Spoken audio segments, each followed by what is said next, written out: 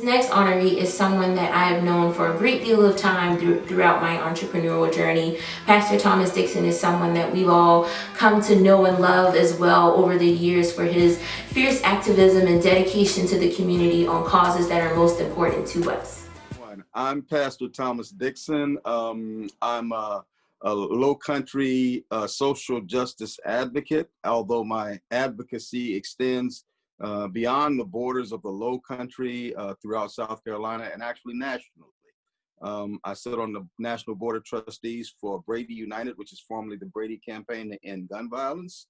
And I've been working in our community in order to make the lives of common, ordinary people at the grassroots level better. For far too long, there have been people who have been disenfranchised from the system, who have been neglected, overlooked, and just out and out scorned when it comes to living the American dream, having life, liberty, and happiness in America. And for me, after coming out of the prison system, because the pastor been to prison, okay, but I came out of the prison system in 2001, and that was after 30 years of alcohol and drug addiction. But I knew that there was a plan and a purpose for my life. So for the last 19 years, I've spent trying to ensure that the lives of people are enriched in what's touted as the greatest country in the world. Because I've seen for far too long how people have been discarded and disenfranchised from becoming success and prospering and living the good life in America. It's time for the end of that, and that's what Pastor does.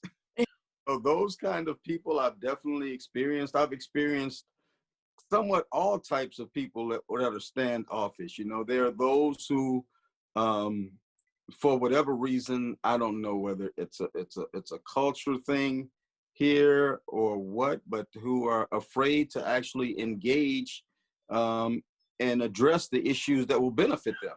And I don't understand that. I don't get that. So for me, regardless of who thought what or who wanted to get involved, I said, okay, I know this needs to be done, so I need to be about it. And then other side of the coin here that is really even more discouraging than those people, and that's the people who live here and were born here, but they don't accept somebody that comes in and wants to do the work in the communities that they're not even doing the work in. I don't understand that.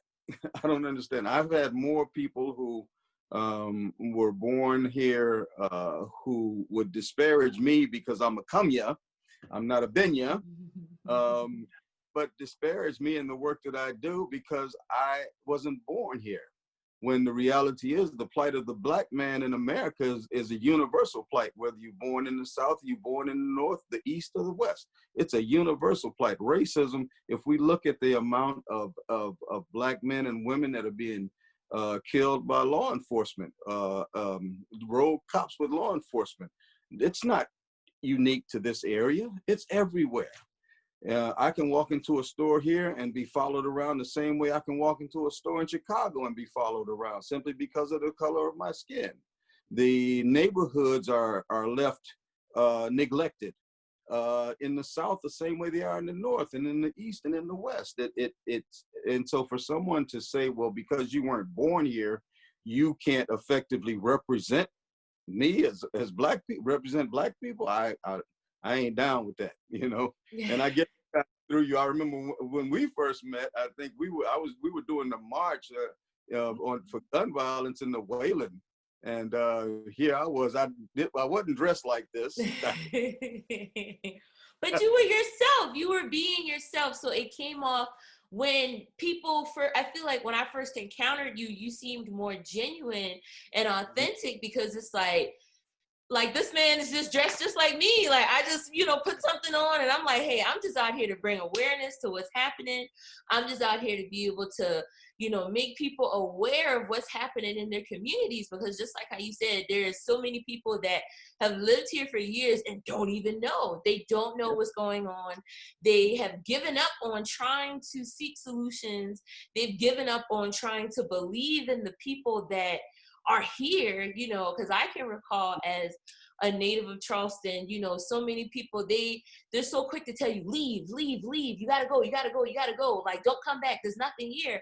And I've always found that so hard to believe, because it's like, there's people that move here every day now. Yeah. Like, there is, like, we are such an oversaturated, we don't have no more room. We don't need nobody else. Right. I don't understand it. You know, we, as a collective people, because I've been here since 1986, so I've been here a little while, and I just don't understand, you know, why it is that we as a people here don't realize the value of what we have here, and not only realize the value but seize that value.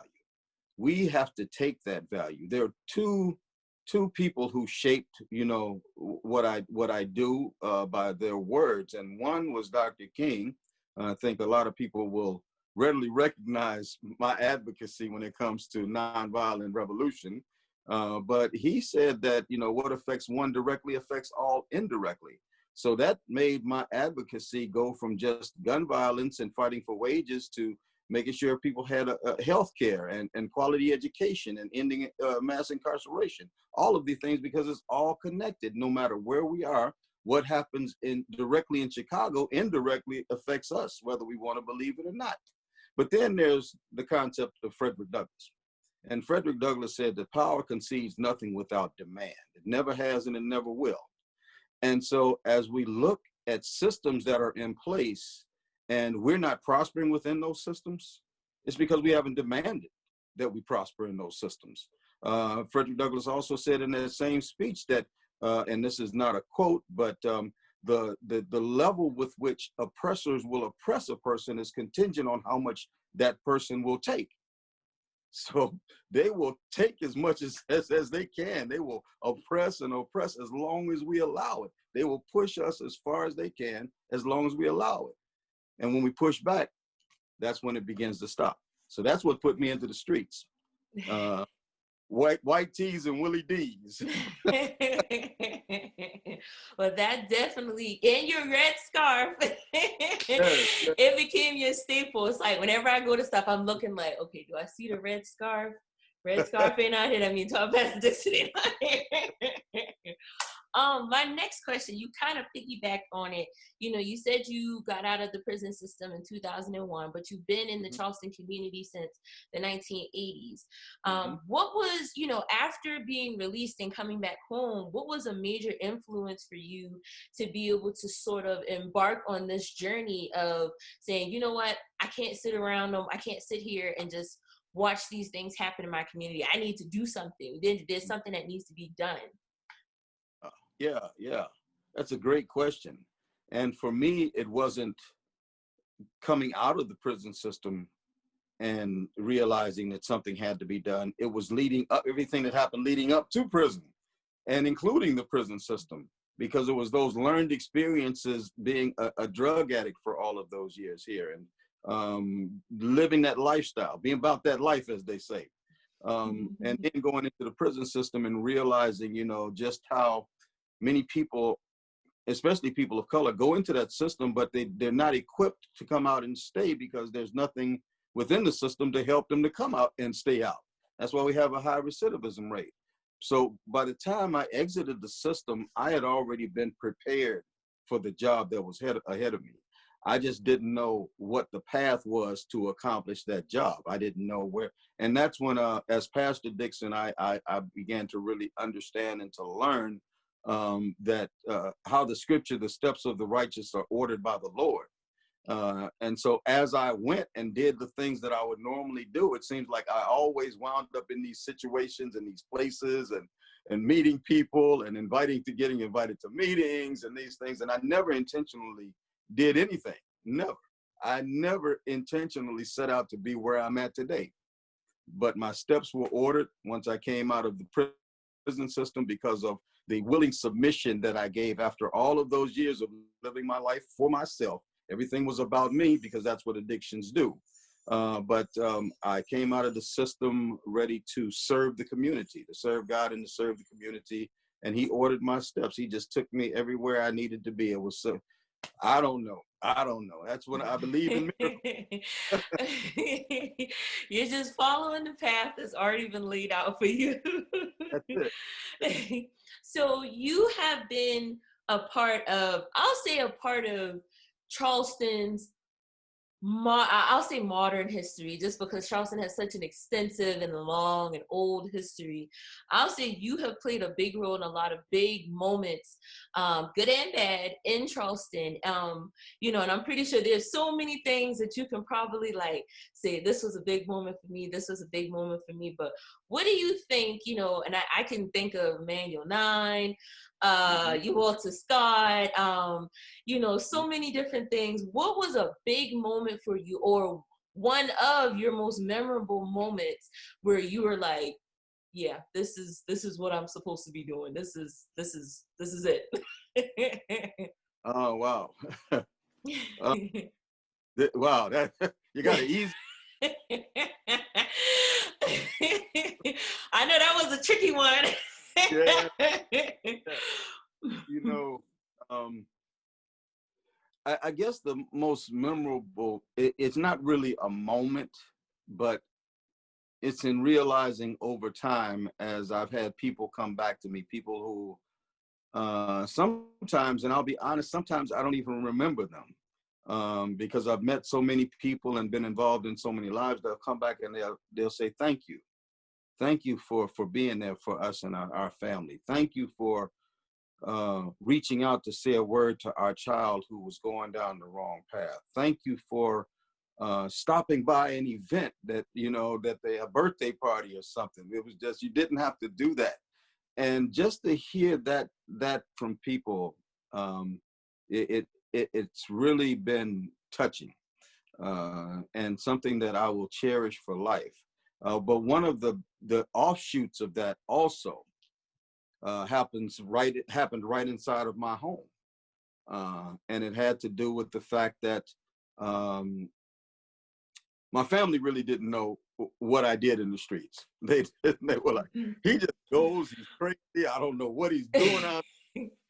My wife and my children, and then their spouses also. But when I ran for U.S. Senate in 2016, now that's a heck of a feat in itself, coming out of the prison system after 30 years of alcohol and drug addictions, ultimately running for U.S. Senate and then for mayor. But in 2016, my wife had an opportunity to travel along with me. We enjoyed the time together, because I didn't have any kind of staff or anything like that. So I was doing all the traveling myself. And so she would partner up and ride along and whatever. And we had time to talk a lot and spend a lot of time together. But she also had a chance to meet people that I had met along the way. And they would do that. They would come up with, we really appreciate the work that you do. Thank you so much. And they would thank her. And she was like, I didn't do anything. But changed the perception that both her and my children had to understand the work that I had been doing in the streets. They had an idea, especially in the aftermath of Walter Scott and Mother Emanuel in 2015, because here I was, out on the streets, right in the midst of it, with the families and things of that sort. My son said he turned on the news one night and saw me standing there with Anderson Cooper. He was like, yeah, Pop. I told you about that moment for me, and I saw you, and I was like, Mom, I know. And she was like, you don't know that, man. And I'm like, that red scarf. I was like, I know that scarf. And they were like, in the aftermath of that, and then moving into the senatorial campaign, especially with my history prior to 2001, the alcohol and drug addiction, they were like, wow, he's doing it. He is really making a difference. And for them to acknowledge that and to say that did my heart just good there. It made me feel not justified, but full, accomplished. So I can definitely relate to that, especially, when you are believing something or you're stepping out on faith and, trying something for the first time or pursuing something, to have that kind of like backing from your family and like your support system. It's like, okay, I can do this.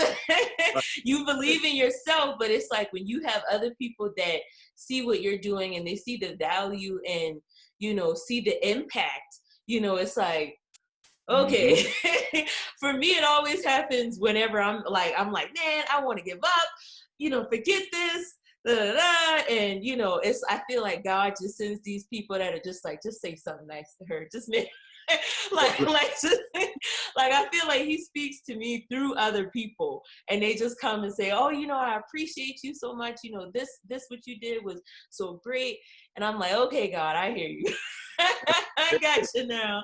He sends that confirmation saying, go and keep pressing.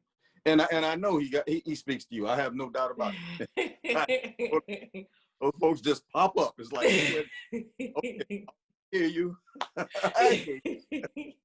And just to piggyback off of that, as a black leader, you've probably interacted with so many different people, so many different communities and things like that. So, I'm pretty sure you can relate to the fact that you don't, there's so many people that can make the job difficult, so many people that can make it discouraging, so many people that can make it like make you question yourself sometimes, so do you have any regrets, anything that you particularly regret about any point of your journey, anything like, what, I wish I did that differently, I wish I did this differently, talk about that. You got another? Okay. Yeah. That's the amazing part about the activism and the steps of the righteous being ordered by the Lord. There's no template, there's no book, there's no instructional manual to say, okay, here's the next step, and here's the step after that. There's nothing to go by. And so many times along the course, the natural mind says, I'm going to do this and I'm going to do that, and it's going to turn out this way and it's going to turn out that way. And it doesn't happen. It goes all the way the other way.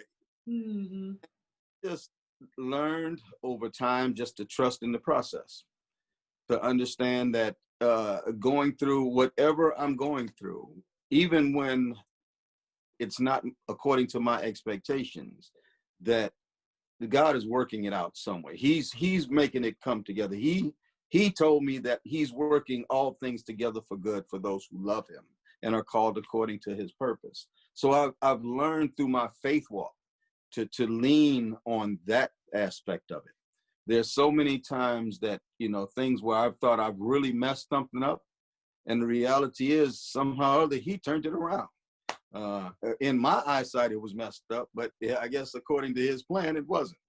So the best thing for me has always been to acknowledge my shortcomings, either shortcomings in my prior life, shortcomings now, and then allow that to be the bridge to bringing about effective change.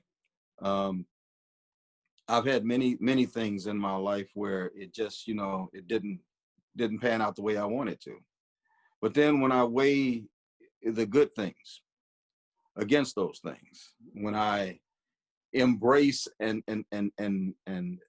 just hold on to the good, those mistakes, they just happen to just be side notes, and or what do they call them? The cliff notes at the notes at the bottom. The footnotes. The foot of a large, when all of the large print, because I am old, so I have large print. When all the large print are all these different things that were successful during the life, And I will encourage anybody to, embrace the shortcomings, pick yourself up, dust yourself off, and get back out there. Get back out there. Keep pushing. Praise until something happens. Okay, so my next question is, picture yourself from 25, we'll say 30, 35 years ago. Picture that person, like I'm not even here. and picture you're talking to that person. Picture yourself talking to that person, like the old you can say post prison sentence, things like that, post addiction, well, pre-addiction, I'm saying post, pre-addiction, pre-prison sentence, you know, talk to that person. What would you say, being that you are Pastor Thomas Dixon now, champion for the Lowcountry? What advice would you say to that young man? What would you say to him right now if you could say anything? Wow. Let's say 30, 35 years ago. Let's see, that'll put me right around 35. And thank you for calling me young. But yeah, my advice to a younger self would be, you know, unfortunately at that time, I had been trapped in addictions for over 15 years at that time. I would have to tell myself, because of being in addictions at that time, if it was earlier before the addictions, it would be a different answer. But because of the addictions, I would have to say, you know, life is not over. This is not the end game. This is not the bottom of the ninth inning for you, Thomas. You're actually in the opening innings of this ball game. So keep playing. Keep running this race. Don't give up along the way. Don't give up on yourself, because there are others who, even in your immediate circle right now, who are depending on you. Do what you're doing right now, but know that there's got to come a time when there's going to be a change, because there are others out here who are depending on you and that change. You're not defined by where you're at right now. I would tell myself, I look right in myself in the mirror. You are not defined by who you are right now. And there will come a time when that person that you see right now will be a part of your past, and you will evolve into a new creation that's going to benefit yourself, your family, and the world. If you just let it happen. Trust the process. Trust the process. And don't beat yourself up too far. Beat yourself up, but don't beat yourself too far. I'm taking one last question. So now that you've done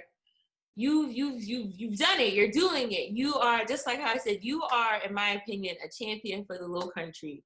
What do you think, what is next for Pastor Thomas Dixon? You know, what's next as far as, you know, your activism, you know, what you're involved in the community? I know you have the coalition and the wonderful things that you're doing with that. You know, local issues, regional issues, you're always in the know, making sure people know what's going on and staying abreast to what's happening in their communities. What do you think is next for the Lowcountry, and what do you think is next for you? Well, I think for me, it's synonymous with what's next for the Lowcountry. You know, my mantra has been, especially working along with Papa Smurf all these years, our mantra, in that, you know, we're only as good as we are together. This isn't about me. It's about we. It's about what we as a community can and will accomplish for the community. So I've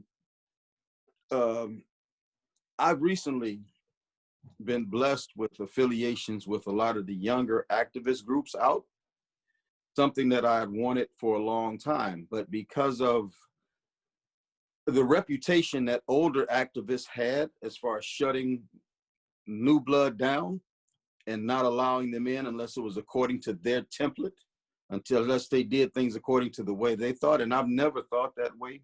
I believe in allowing our young people to think and to act and to do. And because of that, it's opened up a door for me to actually be involved and engaged with the new groups out. You know, groups like Stand as One and United Front and Wayland Hart Team and Gen Z. Man, we talking 18 to 24-year-olds. and they look up and they see the pastor coming and it's all good, Other advocates here that are just, they cannot get in because I let them be them, because I know as a young person that wasn't really that much involved in social justice activism, I still wanted to be me. And many times adults disrespected the fact that I wanted to be me. If I didn't do it their way, it was wrong. And I knew I knew that that I had some good ideas then, but that turned me off, and that led me to the point now in this part of my life as I just turned 68, and tomorrow I'm not gonna give her age. Be able to come home at the end of this program. We won't do that to you. We won't set you up like that. But in this phase of my life, to be moving to a point where the younger activists that I've wanted for a long time to be moving forward and to see their progress and to watch them, because they're smart, they're intelligent. I mean, they're strategic, they're fearless in their advocacy.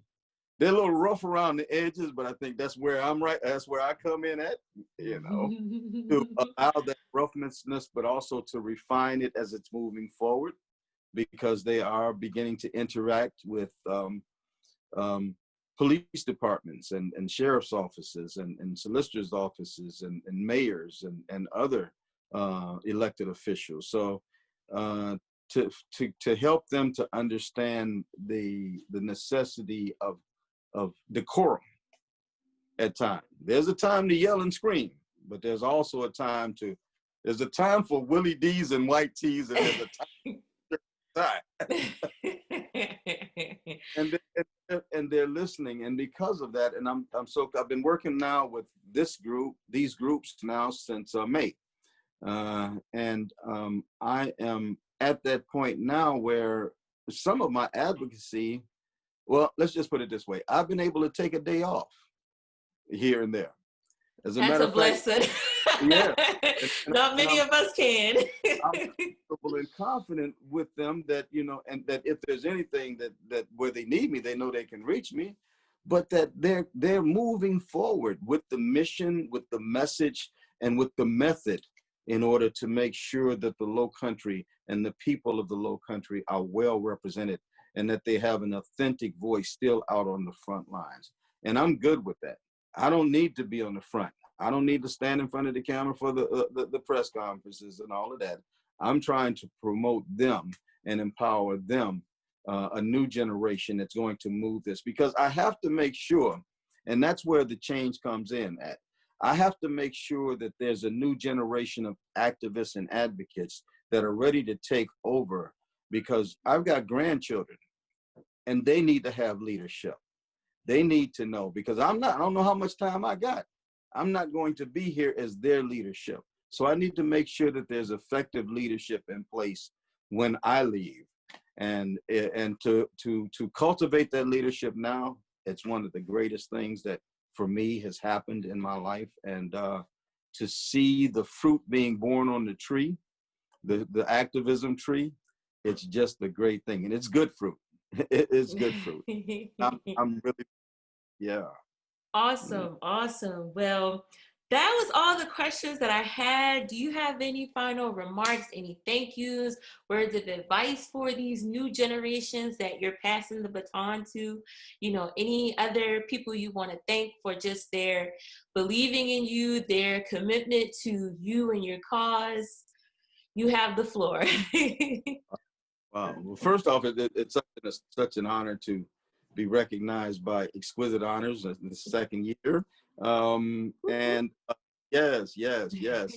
Be named among such esteemed honorees as Desiree Middleton, Shakima Clark Chapman, and Eric Jackson, just people that I idolize, look up to, and am inspired by. For our community, we have settled for less than greatness. We come from greatness. As we lived in Africa, our ancestors lived in Africa. The kingdoms that were there were kingdoms of greatness. They were so great that other nations had to come and invade us and steal our ideas and our inventions, such as hospitals and libraries. Those were Black inventions. And we, in the 21st century that we're in right now, we somehow have lost sight of our greatness. And I sincerely hope that as others, and that's why I tell my past, others see where I came from. Born and raised in the projects of Chicago, been around guns and violence and gangs all my life. Been a drug addict for 30 years of my life and an alcoholic for 30 years of my life. Been to prison. But to realize that that greatness that is there now, it was always there. I just didn't know it. So now I'm trying to get a younger generation and an older generation to realize we got it. We got it here. We got it in our hearts. All we have to do is tap into it and use it. We have to seize the time. We have to make sure that other ethnicities understand that we are important, that we matter, that our voice matters, that our lives matter, that we are the foundational people of the earth, and everything that has come forth on this earth that's been good has come from Black people. We didn't invent gunpowder. We sure didn't decide to put it behind a metal piece of ball and shoot people. We did not invade other nations or anything like that. We didn't come to America, a land that was already populated by people of color, and proceed to take it over and bring disease and things. We didn't do those things. No, we were brought here. Our people were brought here without our consent. We built this nation without getting a dime for it. And all we got was brutality and violence and rape in return. And until now, we're still getting that same. But the same greatness, though, that was there in Africa before all of that, it still resides in our hearts. We just have to tap into that and make sure that we're demanding as a people. Power concedes nothing without demand. We as a people demand accountability by those that are in charge, or move them out of the way and put people in charge that we know will work on our behalf. It's time for Black Lives Matter to really matter. And it needs to matter to the general population, but it won't matter until it matters to us too.